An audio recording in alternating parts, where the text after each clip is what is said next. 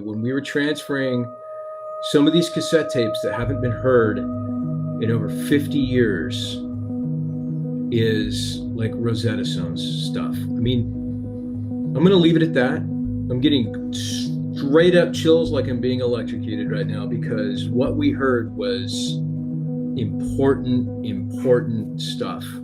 Welcome to A Flash of Beauty, the podcast, an audio experience dedicated to the further exploration of Bigfoot and the people Bigfoot has revealed itself to. What started with a documentary of eyewitness testimony and expert analysis has now led the film's crew deeper down the path to follow up with those whose lives are forever changed by this cloaked reality. Tune in weekly to join me, your host, Tobe Johnson, and my co-host, Jill Remensnyder, as we go back into the trees to sit down once more with our guest in search of the truth, no matter how strange.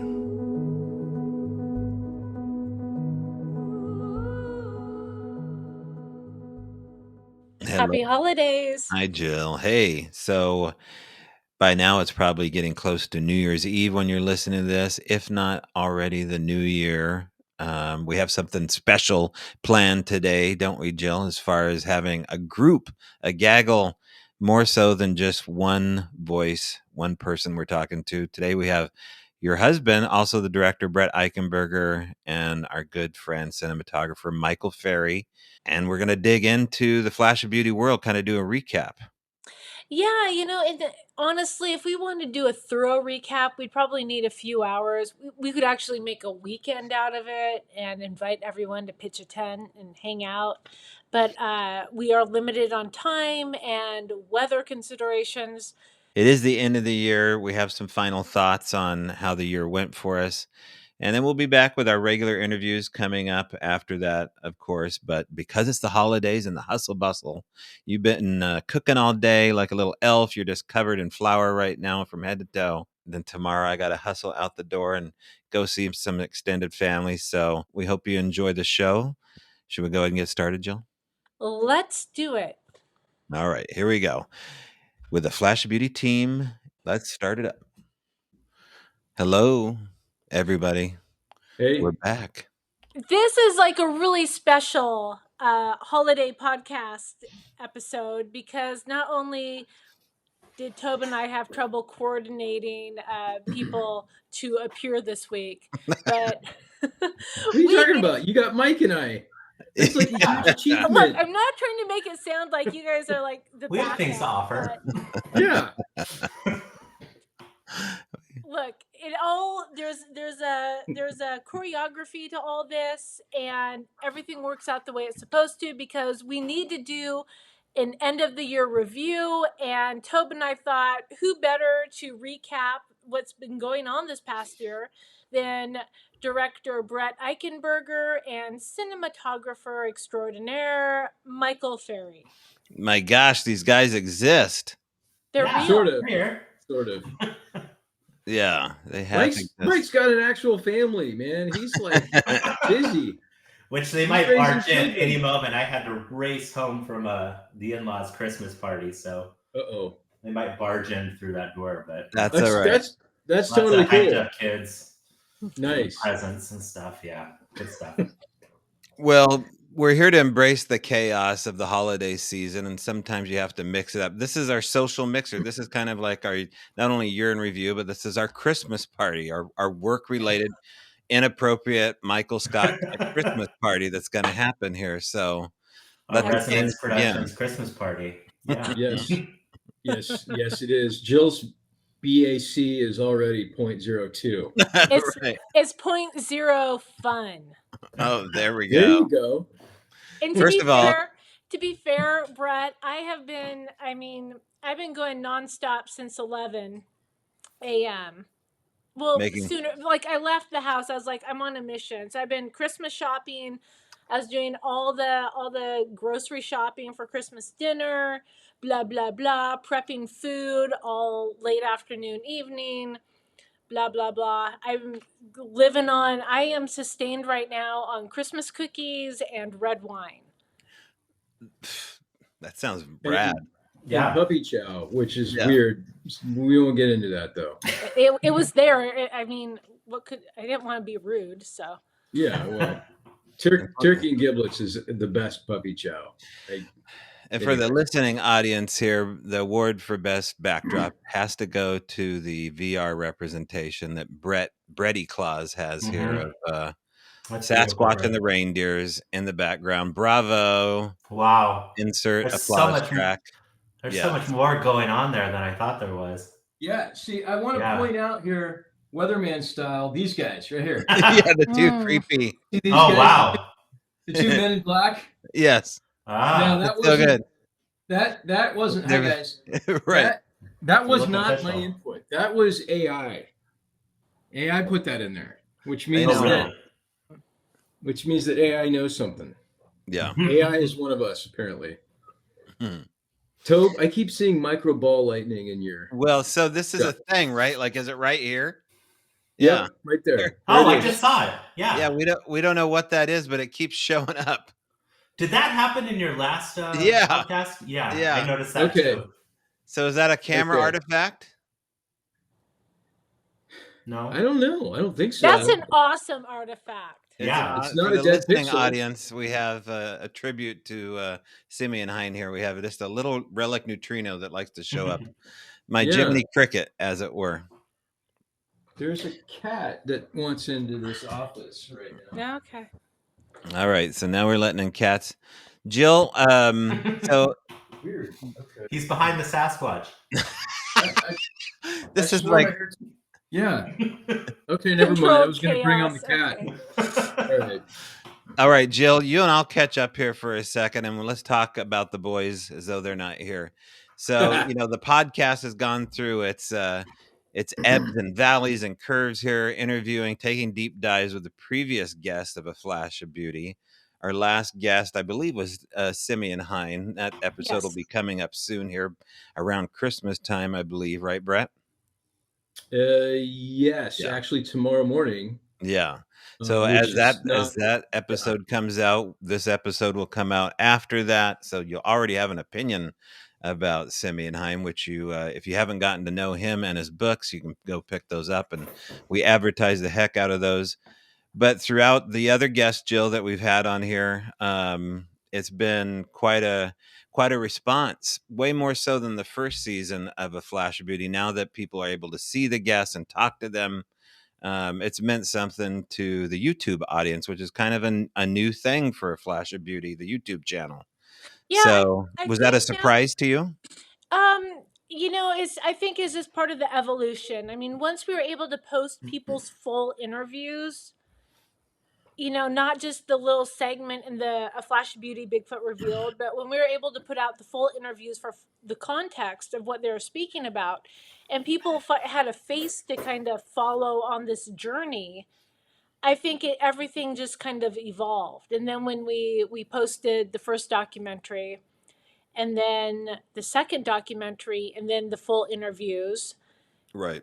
It just feels like we're building a community, and people have a face to go with the story, a face to go with the voice. So we're evolving, basically. Yeah. Mike, have you been following along with the YouTube channel as well? Yeah, absolutely. I did I see right 53,000 subscribers now? Yeah. Oh my gosh, that's amazing. Yeah. I thought it was just at like 39 like a couple weeks ago, and it's going crazy. We're like a good sized college town now, guys. We need a university. We need Flash of Beauty University. So we can be official college town. We need a mascot. We need a mascot. Yeah. Okay, I'll work on that. So. Yeah, that's a 2025 goal. Okay. But it's crazy, 53,000 people. I mean, it's mind blowing. And for those of you that are watching right now, we are thankful for each and every one of you, no exceptions. Yeah, absolutely. Yeah, it's true. It's absolutely, totally true. We wouldn't be here without you guys. Wouldn't be doing it without you guys. So thank you. And it's been fun to see these newcomers onto the scene get like so much traction, like Tara, and my God.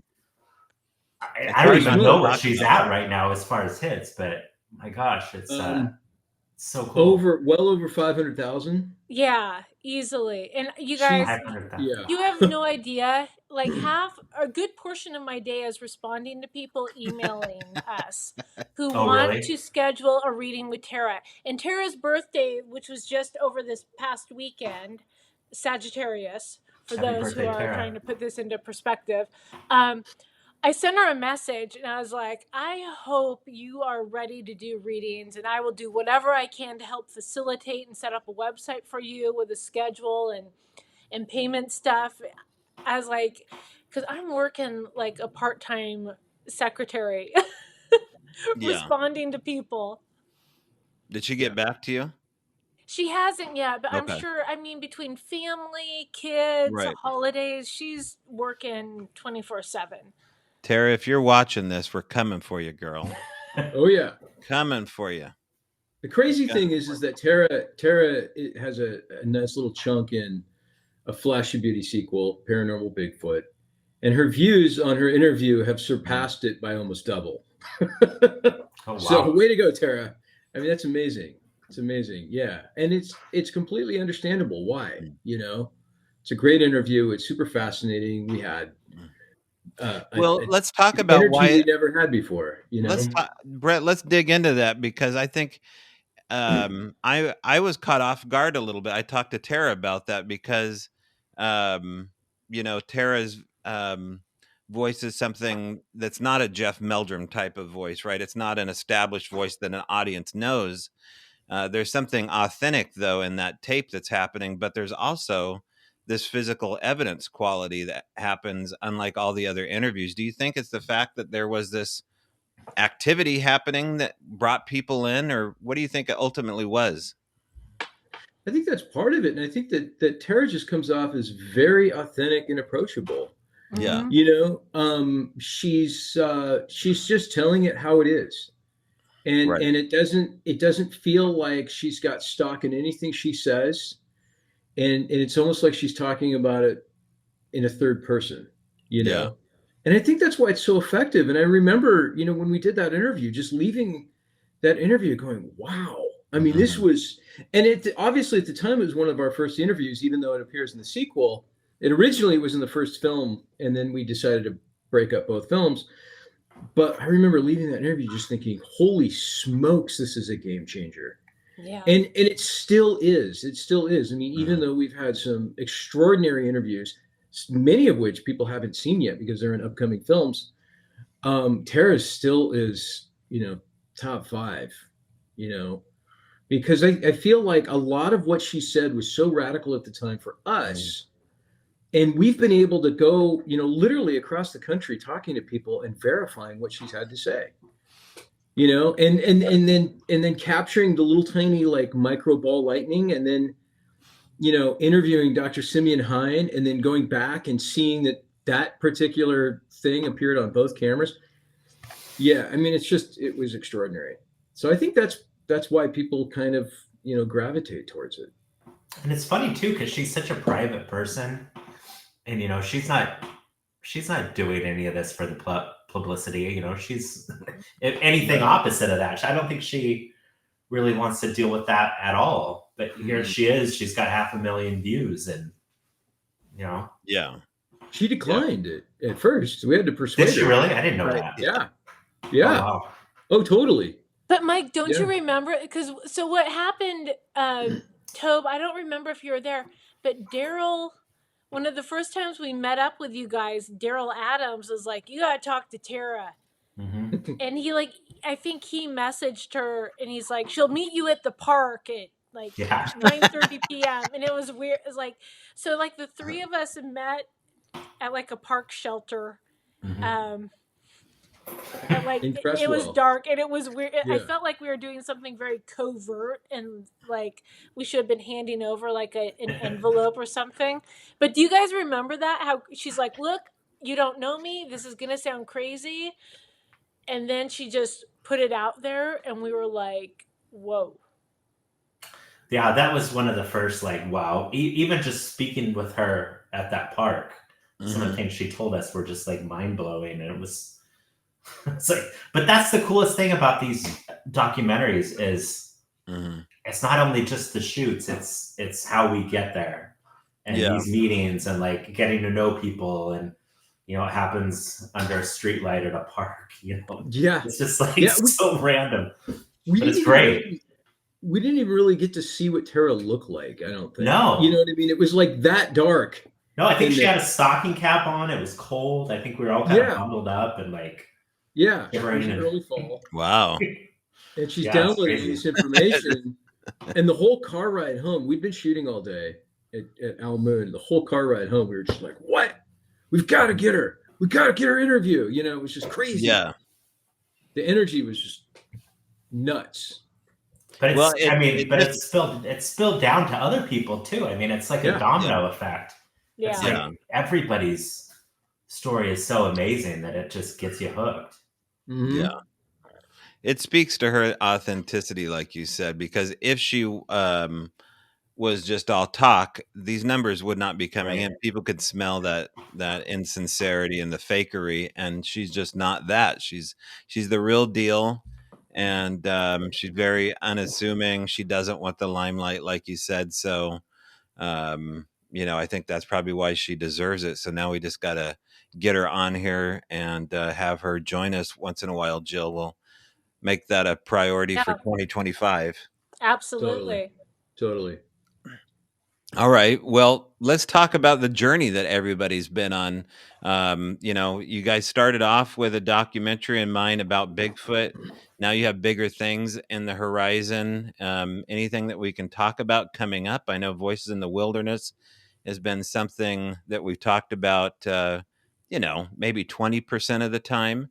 What's going on with Voices in the Wilderness? Can we tell anybody some news? Yeah, absolutely. You know, and just kind of recap, you know, after A Flash of Beauty, Bigfoot Revealed came out, and Ron approached us and said, I want your team to tell my story, and kind of handed us, you know, the keys to the kingdom, so to speak. It was an honor and continues to be, but what an adventure, because you know, Ron's story, he's people are familiar with it. People are familiar with the Sierra Sounds, and it's kind of like, well, we do have to reinvent the wheel. We need to talk about, you know, we have to bring new evidence and new ways of looking at this. And that has just been a journey in and of itself, you know, and that included, I think one of the highlights for me for 2024 was the trip up to the Sierra camp. Absolutely. Yeah.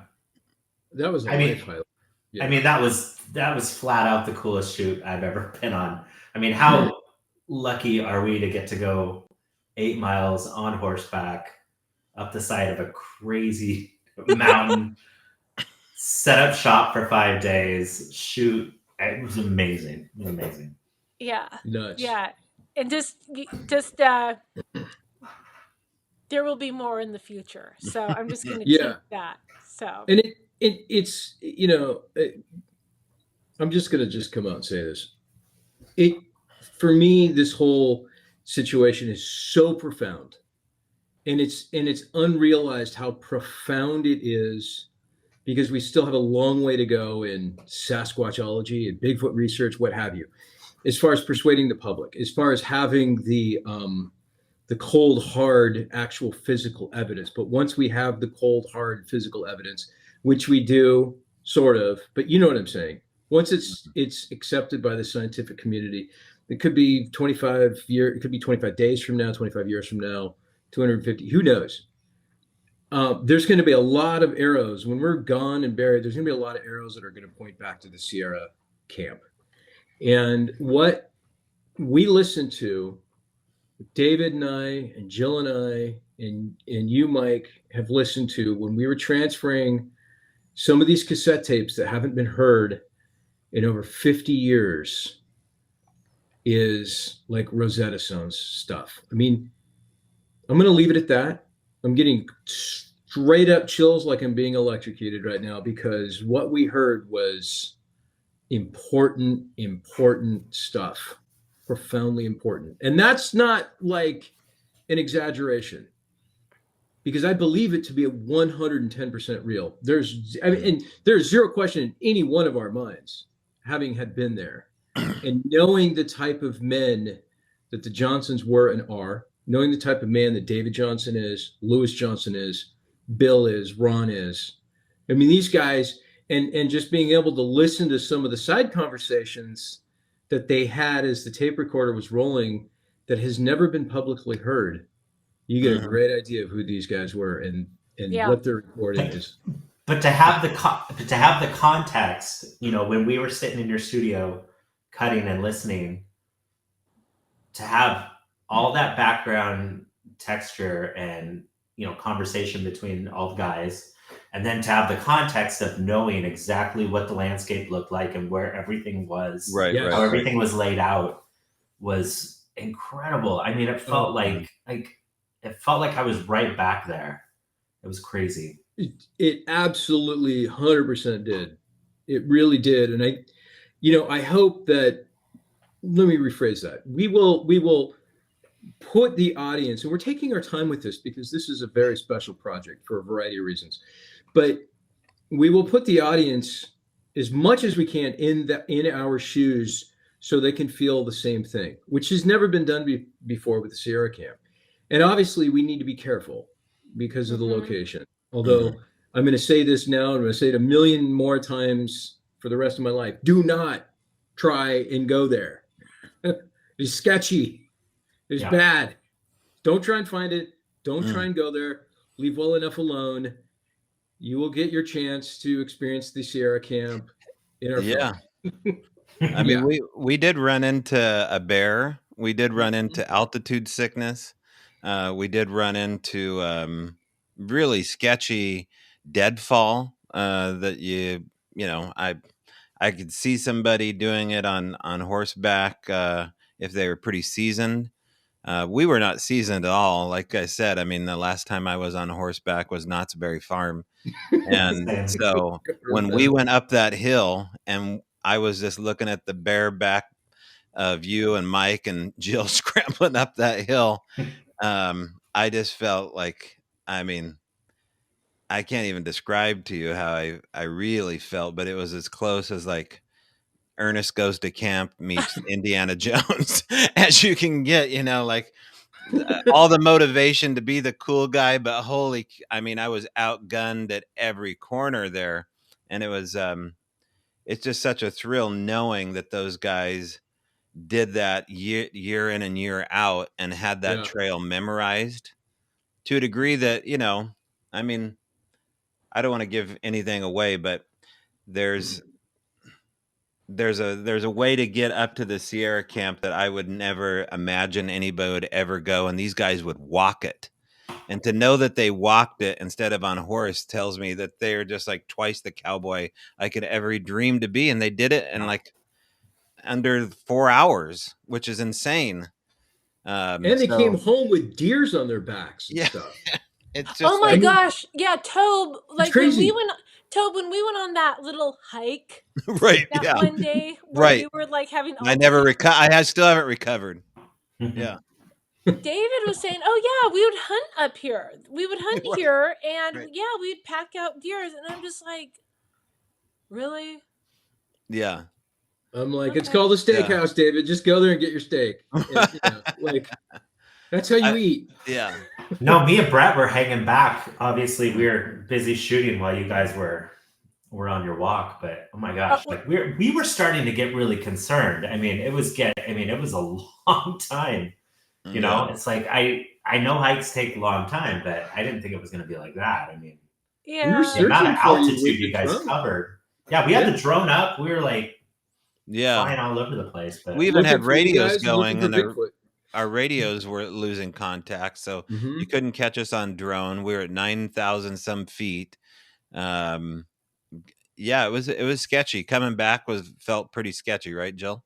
Yes, I was wearing the Mylar blanket around me, like flapping to see if the drone could find you. See if anyone. Right. Yeah. I was probably looking this way, and you guys were like this way. You know what I mean? I was probably at one point I thought we saw you. Is that right? You did see me. Did we see them? Yeah. David or somebody took a picture of the drone.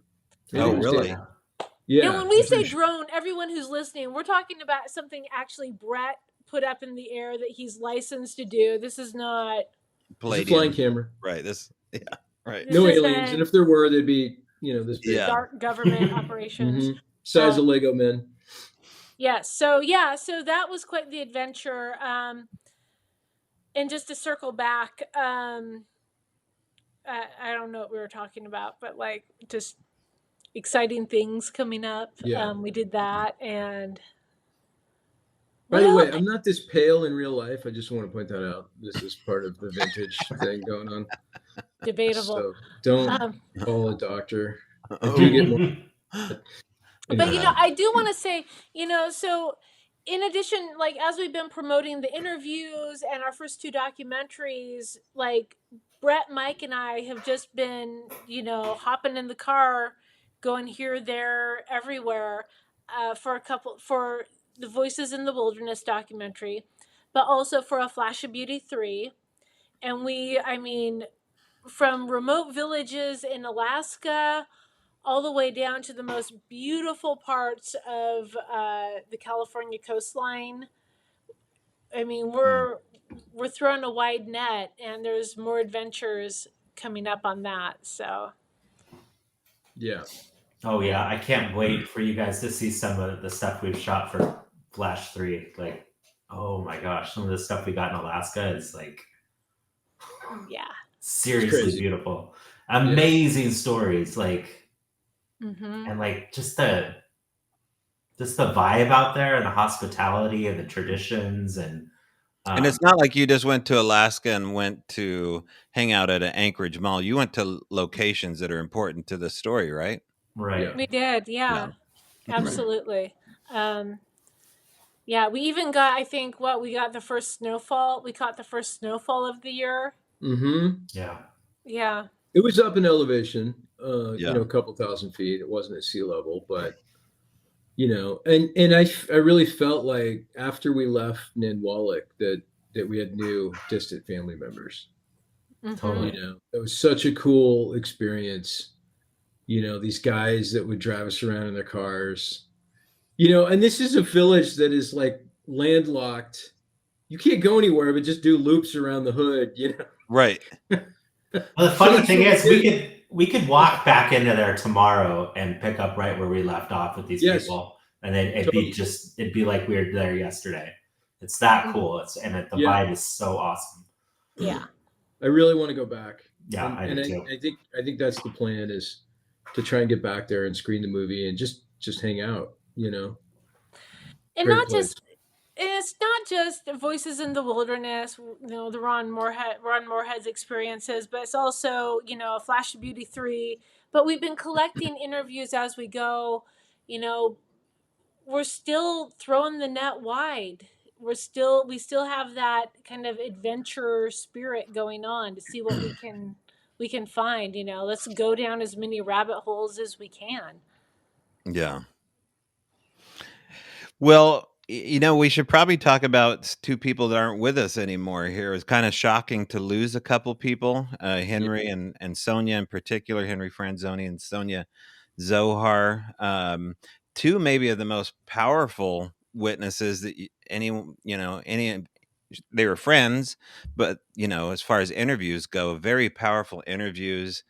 I would just say very ballsy people. They really said what was on their mind. They said some really outlandish stuff that they held tight to, that I think in the end, they will be vindicated somehow by their incredibly ballsy words. Talk a little bit about Henry and Sonia. I think they were 2 of the most free-thinking researchers out there, and just didn't give a crap what anybody thought about what they had to say. They saw the world for what it was, and they're fearless. So we need more folks like them. Yeah, and they weren't pulling these theories out of the air. They were pulling these theories out of research. That's the important thing to remember. There's a lot of folks out there who are keyboard warriors. This was not Sonia and Henry. They were out in the field. They were out doing it. Henry had access to native communities that natives didn't have in their own communities. Mm-hmm. And that's huge. And we know that from Flash 3 in working with the native communities, that this is a very close society. And the knowledge that Henry picked up there, aside from the knowledge that he picked up from his government connections and his friend, the pinball machine mechanic. Go back and watch Henry's videos and you'll know what I'm talking about. But they learned these things and came to these theories through their life experiences. I mean, Sonia was up, in the wilds of Alberta with people like Todd Standing and Jeff Meldrum, and she was up there with John Bendernagel, wasn't she? And then out in Ontario, and she wanted answers, and she went out and looked for them and sought them out. And through that research, she had extraordinary experiences. And so the theories that they came up with were just ahead of their time.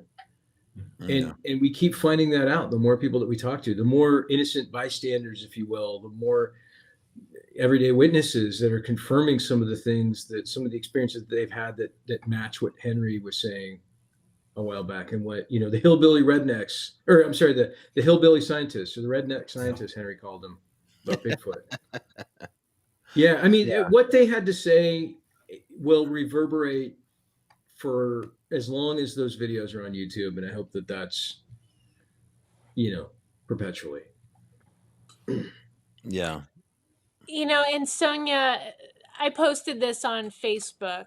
I don't know if I shared it on YouTube, but shortly after she passed, I received a box in the mail with all of what she had of her books, her Sasquatch books, and all of her journals and a lot of notebooks where she was working out some pretty profound stuff. Some of it was things that she presented at seminars, and other things, there were, of course, things that were very private that will stay private, but there was a lot of, you could see, it reminds me of that movie, A Beautiful Mind, where you could see her working things out and trying to find the connection and solve the mystery. And she just needed more time. Like, just reading through this, I was like, you just needed a little bit more time to work through this. And so hopefully, I do feel there's a responsibility for the right information to be put out there next year. And that's something I'm handling with care. Yeah. It would have been something to get her and Henry around a campfire and record that conversation. Yeah. Yeah. Someday we need to do that. We need to put as many people from this list in the same room, if just not for a night, and just have a toast to the beauty of the conversation being had a little different. Because that seems to be the takeaway. I look through the comments on the YouTube channel, and the main takeaway is that there's something different going on here with the tone of the conversation and the shots that you're getting, Mike. The way you're editing it together and directing it, Brett, the production value, Jill. And, it's changing the way other YouTube channels respond to the subject matter. There's not so much gotcha stuff going on anymore. It seems to be more careful orchestration. But also the questions that are being asked are different now. There is more attention to the witnesses and what this has meant to them, instead of just like, how tall was it? How big were the feet on the thing? You know what I mean? Like, now it's just like we're talking to the people that had the experience. Good. Yeah, I feel like it's picking up steam off of what's going on with UFOs and UAPs and the whole drone stuff. I mean, that's giving our world a little bit of an entry point to talk more about this and have it be more accepted, and obviously more viewpoints attached to that. So I think it's been great. Yeah. I think so. All right. Well, where do you guys, what do you want to head to next here? We can talk about what's coming up beyond. There's other things that you guys are doing besides a Flash of Beauty. We should remind folks that it's not just the Bigfoot world you live in. Jill, you have another production that you're working on right now at the same time as Bigfoot documentaries as well. Mike, you have other work that you're doing besides camera work for here. Brett, you're still working several jobs, and I'm out chainsawing periodically. So it's not like we're just all doing this 24/7, but we're always rushing back to the computer here in hopes. I mean, if we're not together, we're doing this in hopes that we can put together more projects that are, reflective of what we've already done. So, um, I don't know. Where do you see this conversation heading in the next 4 or 5 years? It seems to be heading in the similar directions towards where paranormal Bigfoot is. Is that these questions about relic hominids and Gigantopithecus blacki are now being shifted to human types, and if not just humans, something more supernatural, paranormal based. Where do you see this heading? I think it's going to start heading in how should I say this? One of the biggest things that I think that Jill and I have learned in the past couple of months, and Mike's included on this as well with an interview we recently did down in Eugene, is that we're starting to find out that there are multiple types of Bigfoot. And I concretely believe in that now. And Jill and I were just in the small but famous town of Muscle Shoals, Alabama. And we spent upwards of 10 hours with a gentleman named Tim Baker. And Tim Baker is the probably of anybody that we've ever met or witnessed. And I honestly didn't know the first thing about Tim. Like, I didn't do my research going into this. I knew Brett a little had bit to about rely him. on me. I had He's to rely like, on I Jill. don't know what's going on. I'm like, just trust me. Yeah, but Tim is a former NASA engineer, and this guy wasn't like engineering nuts and bolts, you guys. He was engineering some major stuff. And Tim was working with sound. Tim is the one that discovered infrasound. And he didn't discover infrasound. He attributed infrasound to Bigfoot. And the entire community talks about this. That was Tim that made that connection. Based on the science that he was doing in labs at NASA, you guys. And he talks about this, but Tim went through a presentation with Jill and I, and we saw photographs that were taken by some of his group that were as good as Patterson-Gimlin. Oh, wow. I don't know that we will have access to those photos when Tim's interview comes out, but they were stunning. Absolutely stunning. And just to kind of recap off that. So, Mike, do you remember, so when you were over filming not so long ago when David Johnson was here and I was on the phone for like 3 hours? Yeah. And everyone's like, what's going on? I was like, that was with that Tim. was him? Yeah. And I'll tell you what, he's such a great, like, I wanted to hear more and I felt guilty having to like cut him off. But, oh my gosh, it was, I foresee more trips to the South. That's all I'll say. That was so off my radar. And a couple of the other people that we met with in interviews, I have a feeling we're not done. And those will be coming out soon. But it's just, growing up in the Pacific Northwest, you don't think of the South as being a Bigfoot place. You know what I mean? So that was really exciting. But we'll just follow the path and see what happens. Yeah. His interview was 3 hours long.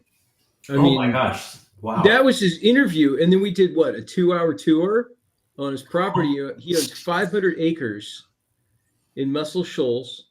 And Tim has lived, and I don't want to give too much away, but Tim is 69 years old. He's retired. And he grew up on this property. His grandparents grew up on this property. They've all had relations.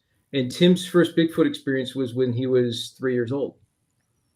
Like Arla. It reminded me of Arla's story. Oh, interesting. Yeah. And we had an experience. Oh, again, I don't want to give anything away because I'd like to put this out sooner than later. But the three of us had an experience when we were out there at his property that was caught on camera. And he was just kind of like business as usual for him. And we're just like, really? when it happened, I grabbed Brett's shoulder and I was like, that just happened. And don't worry, Mike. Don't worry, Mike. We're going back. We're going back. Now we have to. The story's not over. It's crazy. And they're boogers down there, you guys. In Alabama, they're boogers. Everybody calls them boogers. Tim called them boogers.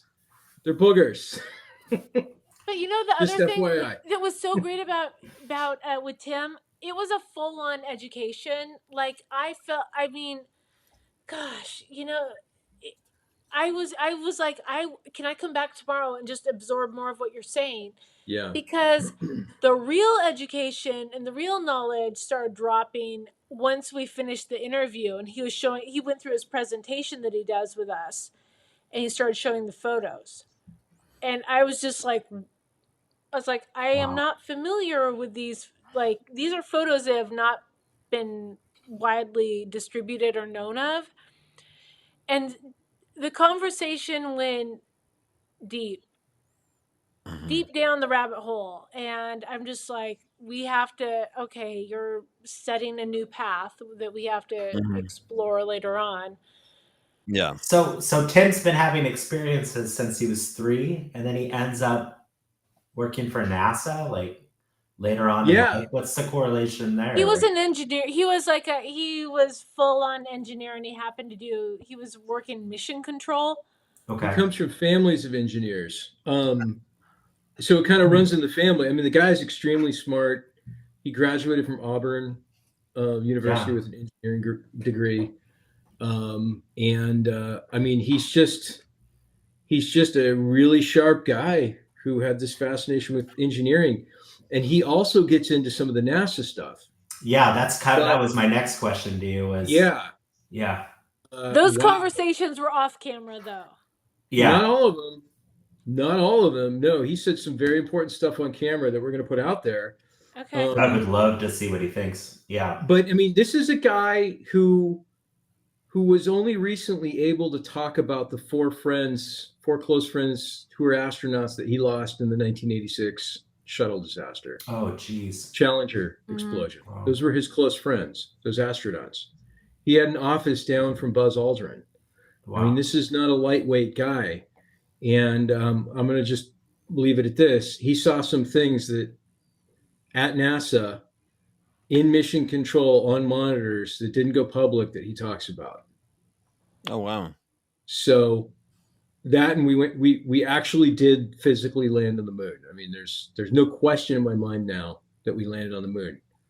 It's why we haven't been back. That's right. The real story. Yeah.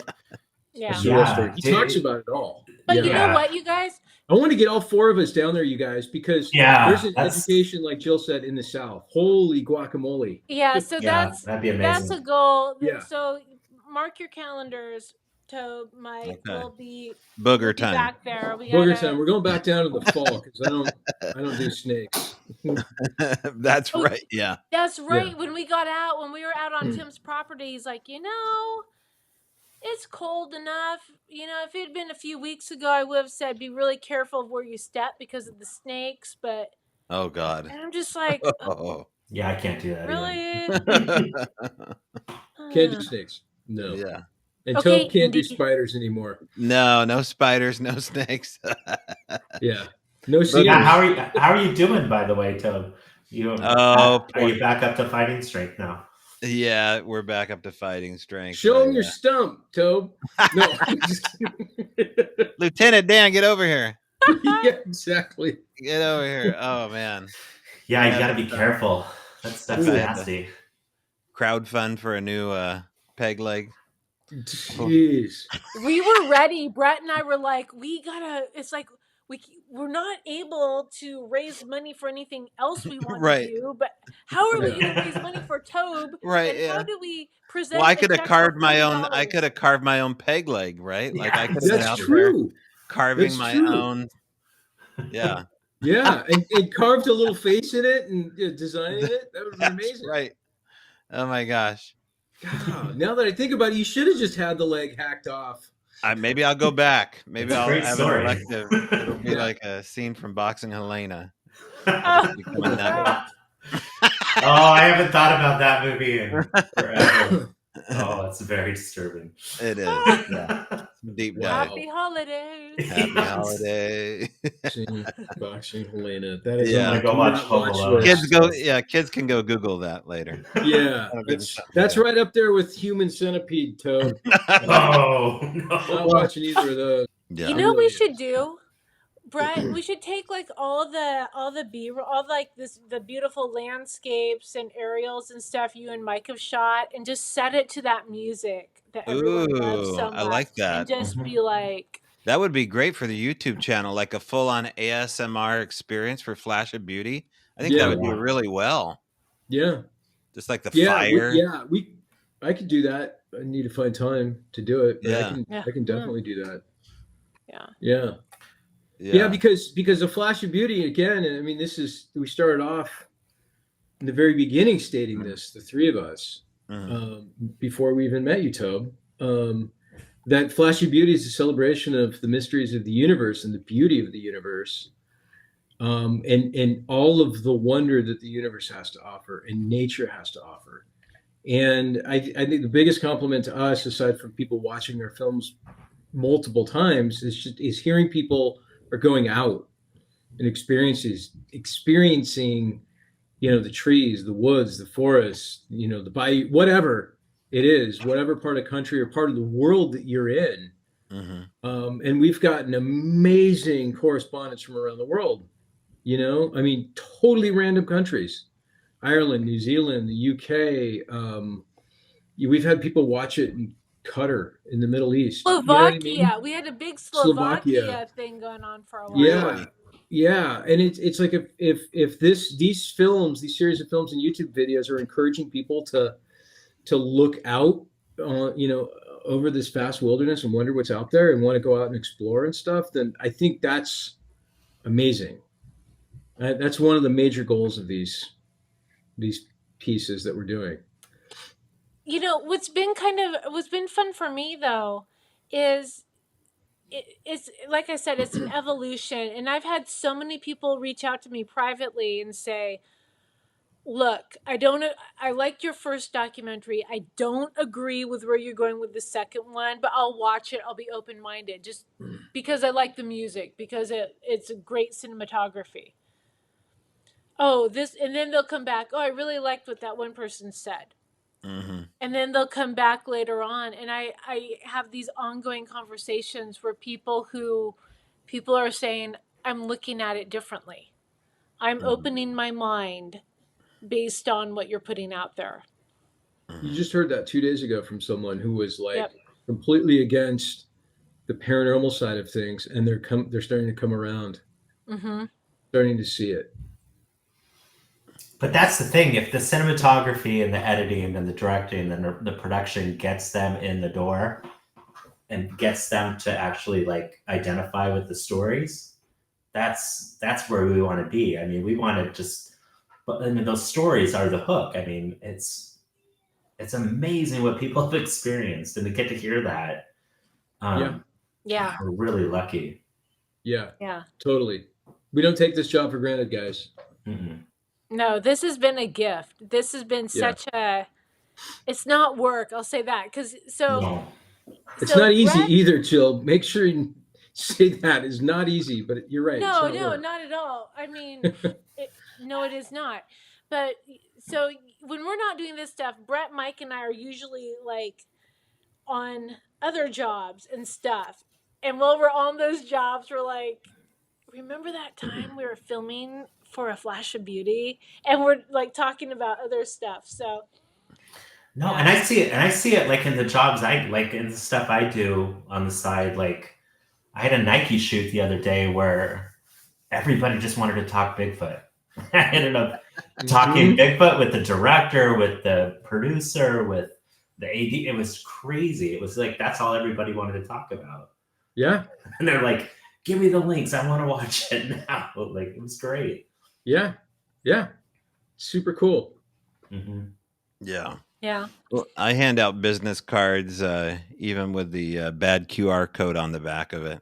I always remind people not to scan that QR code. But I tell them to go check out the website. I talked to a couple the other day. I was interested in renting a hotspot here in the Olympic Peninsula for New Year's Eve or New Year's Day. And there happened to be an old couple.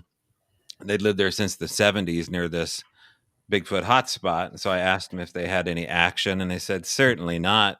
We've been here since the 70s. We've never heard of any Bigfoot. We see bear. And I said, well, we have this film out. I'll give you a business card. And, if it doesn't freak your grandkids out, maybe you can watch. So who knows what will become of people like that? They're pretty skeptical. They seem like they were pretty well educated. But the interviews are so compelling that I think even people like that, they're going to, bring them along for the ride. And maybe they'll watch eventually an interview like Henry or Tara's or Sonia's interview. And, there's also the people that we haven't interviewed. And I guess we should probably talk a little bit about that. There are people that they have not heard from in this podcast that we're doing that we have yet to talk to, and we may never talk to. And that just has to do with the nature of the fact that people have kind of told their story, and now you've got it. And they don't necessarily need to go back on camera or come on a podcast to talk about it again. But I haven't given up hope on a couple of them. I still have my fingers crossed on a couple of them. Should I give up hope, you think, Brett, Mike, Jill, on some of them? Or what do you think? Who do you have hope to talk to? I know what you're going to say, but. Well, I really would like to talk to the guys that you tried to reach out to a couple of days ago. I don't even know if I should say their name, but if they're not returning your calls, then maybe that's meant to be. But then there's Could be the time of the year. Could be the time of the year. Then there's Professor Michael Adams. Oh shoot! I was just emailing with him this morning. I will make that happen. I will make that. That will be our capstone to all this. Right. Yeah. We'll get Michael Adams. Yeah. Oh, he's a hoot. You're going to love him. Yeah. We're going to get him. Mm-hmm. Yeah. And I would even like to talk to Doug Meacham again, because we never really moved into the territory of if Doug is working on a side project, which I think he is. And I'd like to press him on that, because I think he's probably, we're talking about the hypnotherapist who will also be speaking at Sasquatch Summerfest in Oak Ridge this year with us this July, I believe, 2025. So that's your chance. No, isn't it in June? No. It's July. Oh, it's July. Okay, I thought she moved it to end of June. Sorry, my bad. Yeah. Don't cancel your plans. Don't cancel your plans.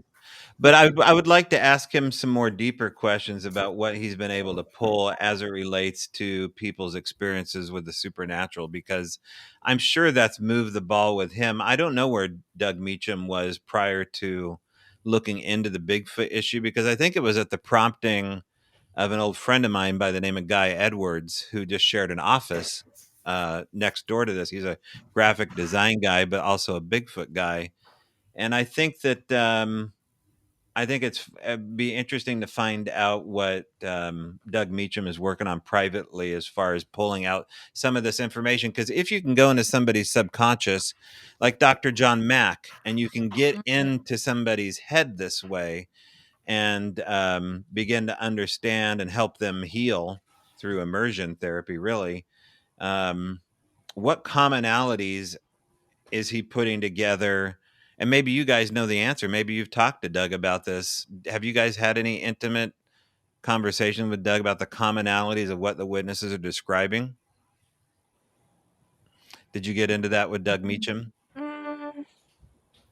We're talking about more about specific cases. Yeah. But no, so maybe that warrants another interview.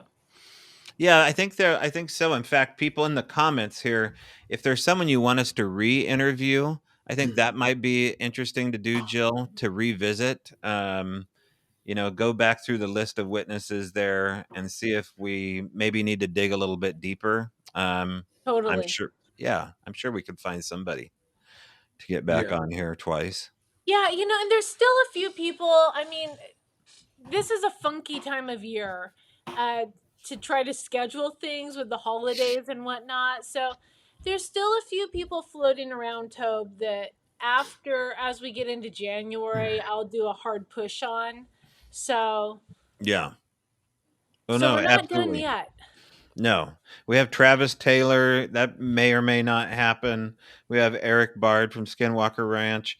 That may or may be in the cards. We're not quite sure. Maybe we have to go back to Vernal in order to get that Okay. podcast. Yeah. I'm down for that. Yeah. And guess what, you guys? We've never done Daryl Wilson. Oh. We did Daryl Wilson live Oh in wow. Phenomenon. We did audio of Daryl Wilson, but I think we need to get Daryl Wilson on camera. Yes, yeah. we do. Yeah. He's a national treasure. He totally is. Totally. So we should try and get Daryl. I think people would love to hear from Daryl, and Daryl has just been collecting so many more stories, you know.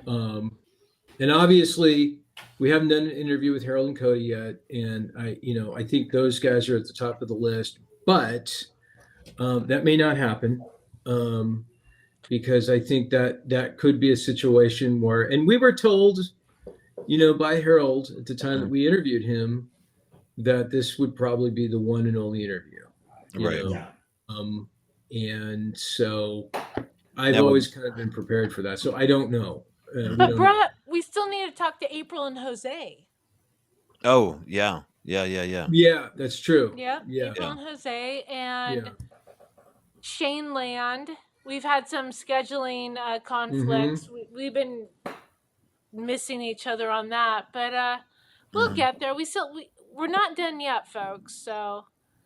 All right, guys. Well, I won't talk to you till after Christmas. Everyone have a great holiday. Merry Christmas. Happy New Year. Happy New Year. Merry Christmas. And if you're watching this after Christmas, we hope you've had a wonderful Christmas. I'm sure you have. Yeah. And Jill, final words? Yes. We're recording I don't want to date the show, but this is December 23rd. It is Festivus. You just dated Festivus for the rest of us. And I've got grievances to air.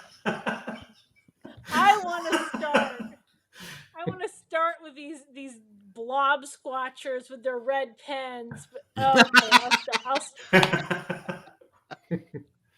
That's a good start. Anyway, Jill, half of the audience just turned off. I'm just no, you guys. I know. I get it. Look, you know what? Here's something we should focus on in 2025 in all seriousness. Look, I believe people are taking photos of things that they are seeing that are crystal clear to their eyes. We need to get people to figure out how to work their cameras better. Yes. And I don't know if that means like some sort of iPhone or Android camera course, and I get it. Things happen in a split second, but we're here to help. Need to work on that in 2025. Yeah. Anybody have questions, feel free to reach out. Yep. And I will say that there's a group of us working on some audio that recently came out of Oregon. It may be some game changer audio, according to Dave Ellis, who's helping me analyze what we have so far on spectrogram. If it is what we think it is, it kind of proves that wood knocks may not be wood knocks. And that's all I'll say about that. I think that it's been in conjecture. It's been an enjoyable thing to talk about as far as it maybe being energetic of some kind, maybe something more akin to like a supernatural sonic boom or something like that. But maybe something just more mechanistic is happening as far as lung capacity. And I don't know. Well, we got some reviewing to do to see what we have here, but stay tuned for that. Maybe we'll have something to share here next time on one of these shows. Interesting. That'd be awesome. All right, guys. Talk to you soon. Happy New Year. Happy New Year. Happy New Year. Take care. Thank you, everybody. New Year. This has been a Resonance Production podcast. If you have questions or comments, you can email us at bigfootrevealedpod@gmail.com. Also, don't forget to like and subscribe for weekly podcasts coming up in the future. If you're just discovering the Flash of Beauty universe, you can watch our documentaries on most streaming platforms.